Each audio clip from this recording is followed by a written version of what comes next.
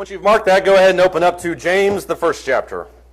You can imagine a sermon based around temptation. That's where we're going to be, especially for the early part of this morning. And so I want to turn your attention to James chapter 1. That's where we're going to be at. We do have visitors in the audience. We're thankful for them. We're also thankful for a warm building because it looks terrible outside. So it's great inside. So this is one of those moments where we can be thankful for 21st century heating and air conditioning. Very thankful for that. But it's also good to just be around fellow saints and worship together with other people. So that's always a good thing.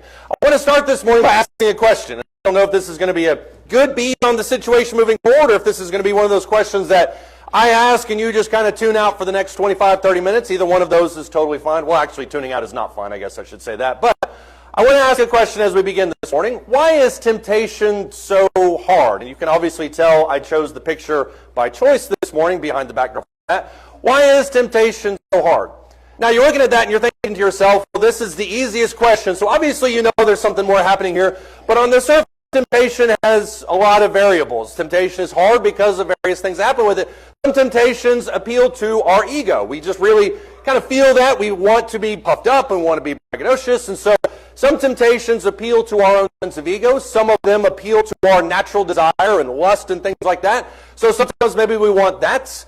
Other times, temptations appeal to our state of vulnerability. I'm not in the best position of life that I need to be in, and this temptation came along at just the wrong time, and so therefore, it kind of appealed to that sense of vulnerability that I have. Other times, we just want the pain to go away. I didn't mean to do this, I didn't mean to do that, but because I was under such intense pressure, and because it was so hurtful, my life was in this state, I just wanted the pain to go away. And so, yeah, I gave in to temptation, but that was just kind of what I did. Sometimes we want instant results. I don't want to wait. I don't want to push past it. I don't want to persevere. So sometimes I just want results. Other times, maybe it appeals to my sense of secrecy. There are certain people and certain things that just are more exciting when it's done in secret. And so even if the temptation itself doesn't really allure you, the secrecy aspect of it certainly does. And you could put 100, 1,000 more things up there that you want to. Temptation appeals to all various sorts of things. They're always personal in nature. At least I think they're always personal in nature. And they are always something that we kind of want to do whether we realize it or not. All of those reasons, though, hit at the surface aspect of it. The real reason, you and I know this, the real reason temptation is so hard is because we just really, really, really want it. I don't have an academic answer for you. I don't have some kind of philosophical answer for you. The only reason that we really give in to temptation, the reason that it's so hard, is because whatever it is that we're tempted by, we just really want that for whatever reason. In James chapter 1, this is something that is freely acknowledged. James chapter 1 and verse 12, he says, "Blessed is the man who perseveres in a trial, for once he has been approved, he will receive the crown of life which the Lord has promised to those who love him. Let no one," verse 13, "say when he is tempted, I am being tempted by God, for God cannot be tempted by evil, and he himself does not tempt anyone." On the flip side, temptation is always personal in nature. Verse 14, "Each one is tempted when he is carried away and enticed by his own lust. And then when lust has conceived, it gives birth to sin. And when sin is accomplished, it brings forth death." Notice what James is getting at there in that passage. What James is arguing for in this section is that you can't blame anybody else for you falling to temptation because it's not God's fault. It's not the other person's fault. The only reason you really fell, that I really fell, was because I indulged it a little bit. I entertained that idea. And then once I entertained that, then I allowed it to kind of take root inside my life, and then I kind of conceived it, and then I kind of kept feeding into it. And then before I know it, before anybody knew it, I was at the point where I really shouldn't be. But it all began with something that I really wanted. But I'll be honest with you, I don't really even like this definition. With all due respect to James, I think James is spot on with what he says there. It's a very practical book in that way. But I don't really buy even that answer.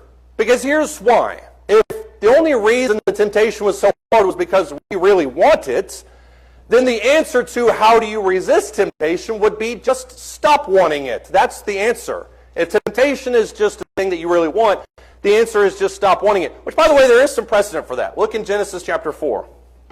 Genesis chapter 4, all the way back to the very beginning. Keep your finger in James 1. We're going to be coming back to that. Look at Genesis chapter 4, though. Genesis chapter 4, starting in verse 3. This is the story of Cain and Abel. We could just camp here in these first several chapters of Genesis and probably talk about this entire sermon. Genesis chapter 4, starting in verse 3. "It came about in the course of time that Cain brought an offering to the fruit of the Lord of the ground. Abel on his part also brought of the firstlings of his flock and of their fat portions, and the Lord had regard for Abel and for his offering, but for Cain and for his offering he had no regard. We're not given any more instructions than that. That's all that we know. Cain, verse 5, became very angry and his countenance fell. Listen to what God says in verse 6. The Lord said to Cain, why are you angry? Why is your countenance fallen? If you do well, will your countenance be lifted up? And if you do not do well, sin is crouching at the door. I think that's a perfect parallel with 1 Peter chapter 5, verse 8, where it talks about Satan being like a crouching lion ready to devour everybody. Sin is right there. And its desire is for you, but you must master it. If you take that out of this context and you think about what he's saying there, essentially what he's talking about is the idea that sin is always going to be there, temptation is always going to be there, it's always going to be present, and its desire is for you literally every second of the day, but you have to overcome it. In verse 8, Cain obviously did it. Cain told Abel his brother. Came out when they were in the field that Cain rose up against Abel his brother and killed him. That's how that story ends. So obviously Cain, when he's looking at this situation, did not think to himself, I need to stop wanting it. He just kept going. But that still poses some problems for us, because if that were really the answer, then I could just get up here, and I really thought about taking a step down to kind of fool everybody. I could take a step down, sermon would be over, that'd be that. That's not really what it's all about. Because when you look at the nature of temptation, James goes even more in depth inside that section than sometimes we give it credit for. Look at what he says back here in chapter 1, verse 12. So right before he talks about the nature of temptation, he says, blessed is the man who perseveres under trial, for once he has been approved, he will receive the crown of life, which the Lord has promised to those who love him. Verse 12, in my opinion, is the key to understanding the next several verses. Because what he discusses in that one is twofold. Number one, there's a nature of trial. This is specifically persecution. You can extrapolate that to talk about really any temptation, any trial that you would want to. But then it talks about perseverance. And then it talks about the reward. That's the framework by which he establishes this. And there's some things that he says inside this verse that you can kind of pull out of this. Number one, temptation intensifies under trial. If you really want to ratchet up the pressure in your temptation, just go through a really difficult time, and you will find every reason under the sun to give into that. Because after all, it makes your life just a little bit easier. So temptation tends to intensify under trial. I do think that's a little bit what James is talking about there. Number two, temptation is an ongoing thing. There's never going to be a point, and that's back to Genesis chapter 4. Temptation is never going to not be a thing in your life. If you ever think that you've reached the point of spiritual nirvana, where you are not tempted by the things of this world, I got news for you. You will not live long enough to see that day. Temptation is always going to be an ongoing thing. But then number three, temptation tests our trust in God. Notice what he says there at the end of that verse. He says, blessed is the man who perseveres under trial. There's that perseverance. For when he has been approved, he will receive the crown of life, which the Lord has promised to those who love him. What does loving him have to do with anything? Has everything to do, I would argue, in James chapter 1, with trust. Go back to that chapter, James chapter 1. If you flip to Genesis 4, go back to James chapter 1. How do I know this? Well, because the context dictates that this whole thing has to do with trust and has to do with faith. James chapter 1 and verse 12. Blessed is the man who perseveres under trial, for once he has been approved, he will receive the crown of life which the Lord has promised to those who love him. Verse 13, almost as an aside, he's saying, well, you need to love God. As an aside, verse 13, let Noah say when he's tempted, I'm being tempted by God, for God cannot be tempted by evil, and he himself does not tempt anyone. I would not love God if this was my attitude, that God brought me to this. Verse 14, but each one is tempted when he is carried away and enticed by his own lust, and then when lust has conceived, it gives birth to sin, and when sin is accomplished, it brings forth death. Notice the first three words that he uses in verse 16. The first three words that he uses in James 1 and verse 16 is, first four words. Do not be deceived. There is a sense in which we deceive ourselves. We begin to think that for whatever reason, like Adam and Eve did in the Garden of Eden, we begin to think for whatever reason that God does not have our best interest at heart, that he is not going to be faithful, that he's not going to give us anything. And so no matter whether we persevere, whatever reward is at the end of it really kind of falls flat. And so because of that, I may, verses 13 through 15, blame God for my temptation. I may go astray because after all, I'm looking for something outside of God. And James reiterates this point in verses 16 through 18. Every good thing, verse 17, and every perfect gift is from above, coming down from the Father of lights, with whom there's no variation or shifting shadow. In the exercise of his will, he brought us forth by the word of truth, so that he would be kind of a first fruits among his creatures. God is the giver of everything good. But sometimes when we become tempted by things, we believe that whatever this secondary good is over here, that's really what we should be after. And yeah, God has some great things, but these are just a little bit better. And so the way that James 1, verses 12 through 18 is structured is saying, have faith, have perseverance, love God, because, verses 16 through 18, he is the giver of all good things. And temptation tries to unconvince us of that. There's a problem with that, though. There's lots of problems, obviously, with this sermon. You can tell my mental state this last week. But there's a problem with that. Because if I went around the room right now, obviously everybody here is here for a reason. We've all chosen to be here. If I went around the room right now and said how many people love God, that's James chapter 1, verse 12, I would really hope that we would have a greater than 98% of people raising their hands. Obviously, all of us love God, hopefully. Not, we'd have another conversation. Why do we forget that? That's where temptation creeps in. If temptation harnesses, if temptation exists in those periods of doubt in our faith towards God, the disbelief that God does not give us all these great things, then why do we have these moments of doubt? I would argue it's for very, very, very, very, very simple reasons that we can explain right here. In some cases, we're just greedy. Look in Acts, the 5th chapter. Acts chapter 5.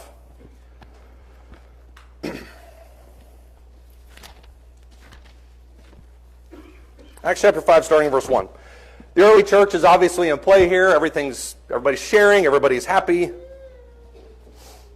Acts chapter 5, starting in verse 1, you have amazing things happening, and relatively everything is awesome up until this point. And this is when you start to see some kind of issues take place in the early church.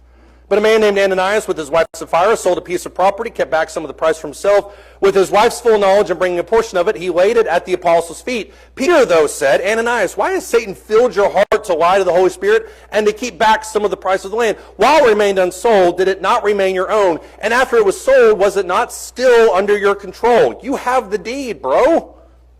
Why is it that you've conceived this deed in your heart? You've not lied to men, but to God. And as he heard these words, Ananias fell down, breathed his last. Great fear came up over all who heard it. The young men got up and covered him up, and after carrying him out, they buried him. It stands to reason from this passage that Ananias and Sapphira are relatively wealthy individuals. You know that because they're selling land and giving it to the church just for funsies. They think, well, I'll just give it to the church, and everybody will be great. And as the added benefit, the only thing I really want is some kind of praise and glory from God. That's really the only reason I'm selling it. They have disposable income.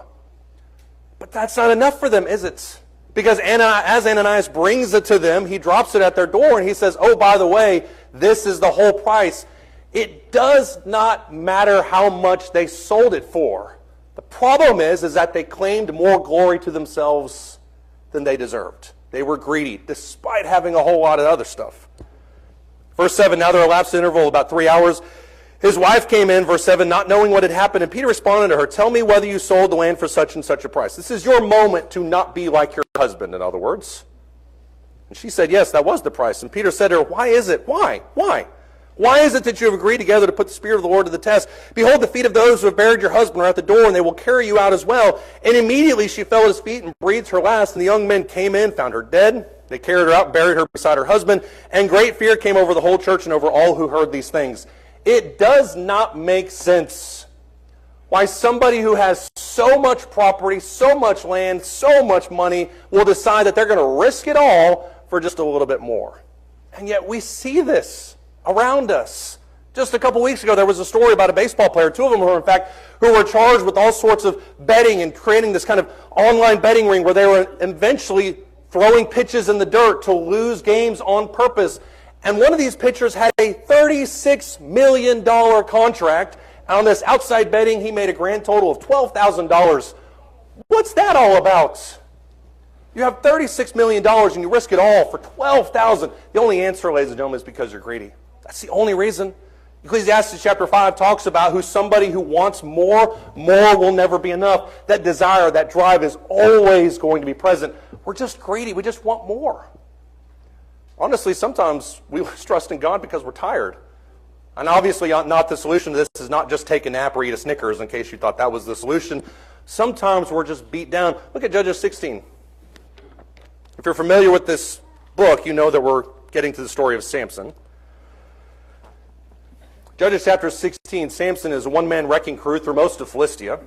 He's basically unstoppable. Even when he wants to stop himself, he's unstoppable. In Judges chapter 16, starting verse 4, it came about that he loved a woman in the valley of Sorek, whose name was Delilah. The lords of the Philistines came up to her and said to her, entice him, see where his great strength lies and how we may overpower him, that we may bind him to afflict him. Then we will give you each give you 1,100 pieces of silver. Notice the issue here. Samson loves her. She doesn't love him. That's the problem with this.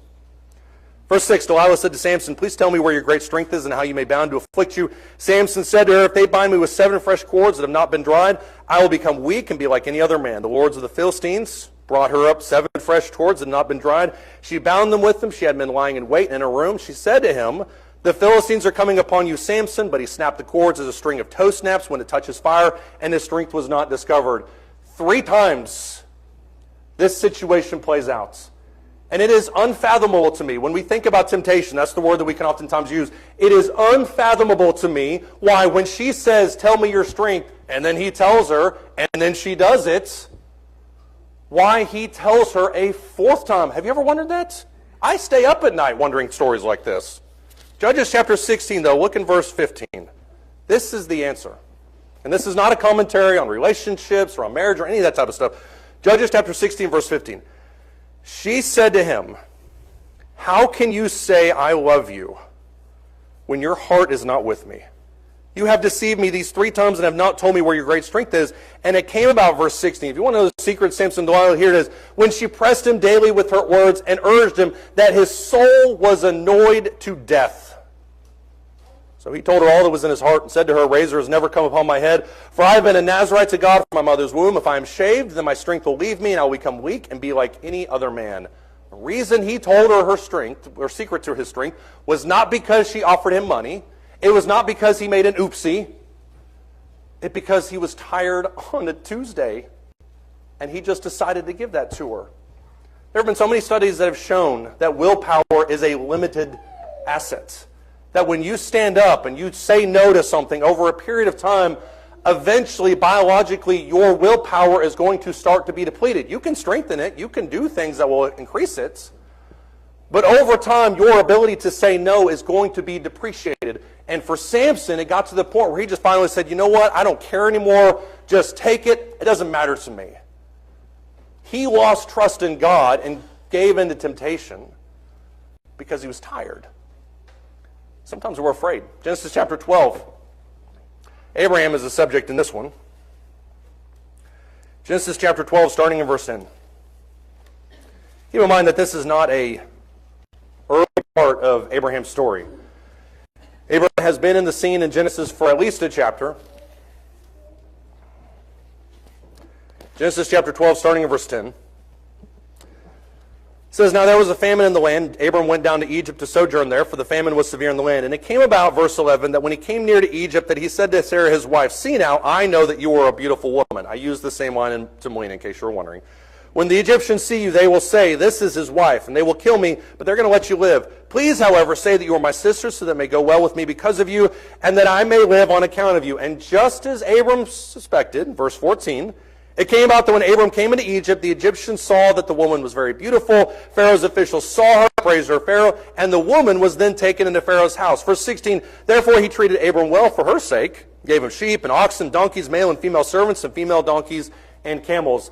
There is a lot of evidence to suggest that Abraham's wealth came through situations like this, where he shows up and he's just kind of blessed. And this is through duplicitous nature, by the way. But he's blessed directly by the king of Egypt because of his allowance, or by virtue of the very fact that he brought Sarah to Pharaoh's doorstep. That made him wealthy. But notice what he was scared of. He was scared of the fact that Egypt would see Sarah, see how beautiful she is, and cut him out of the equation completely by killing him. What's the problem with that? The problem is, at the very beginning of this chapter, when God calls Abram out of Ur, he marches across the entire world to demonstrate his faith in God, because God told him to leave, and that's exactly what he did. Does he really think that when he shows up in Egypt, after saying that you're going to have a great nation, that you're going to have a son, you're going to have all these things, does he really think for a fraction of a second that God's not going to protect him here? The problem was he was just afraid in that moment. He made concessions that he shouldn't have. We also lose trust in God because we're forgetful. 1 Kings chapter 11. If you're in our Wednesday night class, you're familiar with this section. We're in Chronicles, but this is in Kings. The same type of story. 1 Kings chapter 11, starting in verse 1. Solomon is the wisest person that has ever existed. Whether or not he demonstrated that wisdom on a day-to-day basis is up for debate. 1 Kings chapter 11, starting in verse 1. Solomon is blessed in ways that nobody has ever been and nobody ever will afterwards.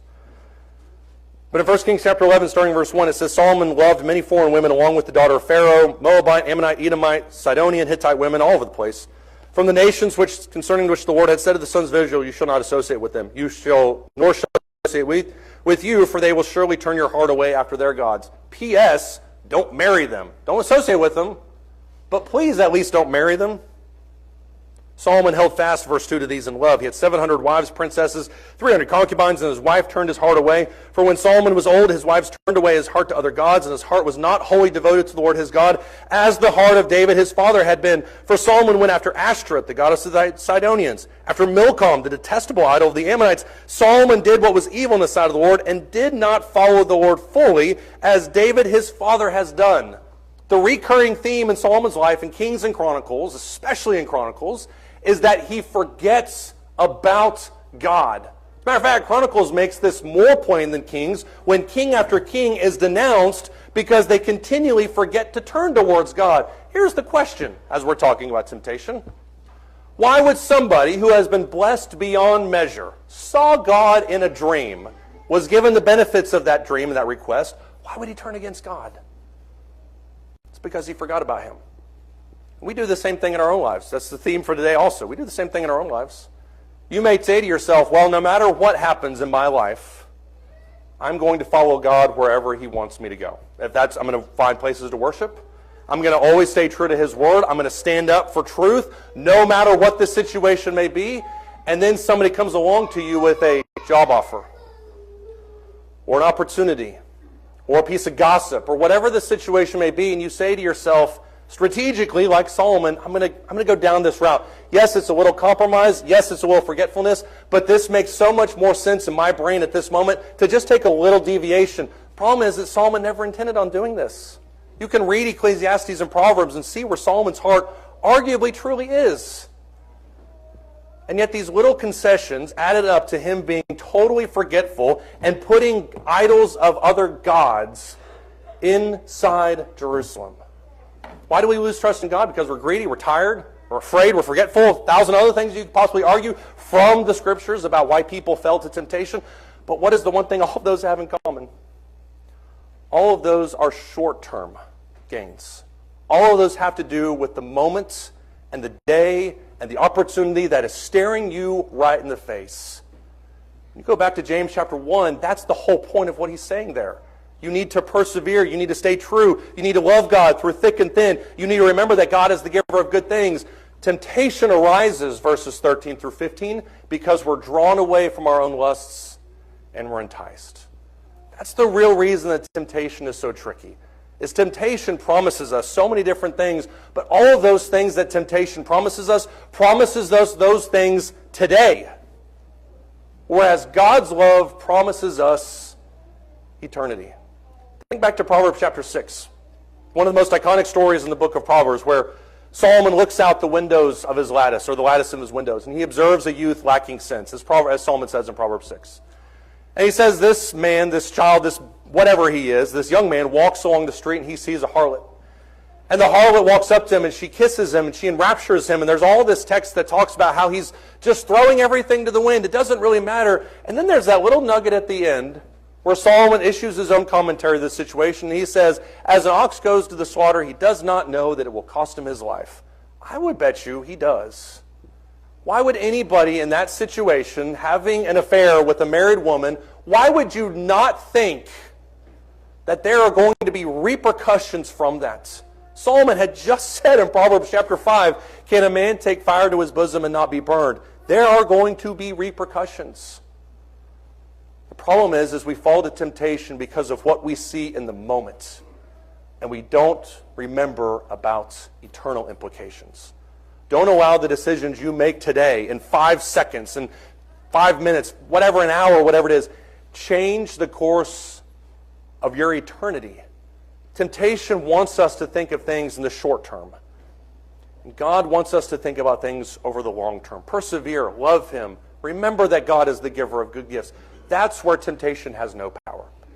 If you're here this morning and you've turned away from God because of some short-term decisions, it doesn't have to change anything. You can repent, you can return, you can make your life right, and you can do it now as we stand and as we sing.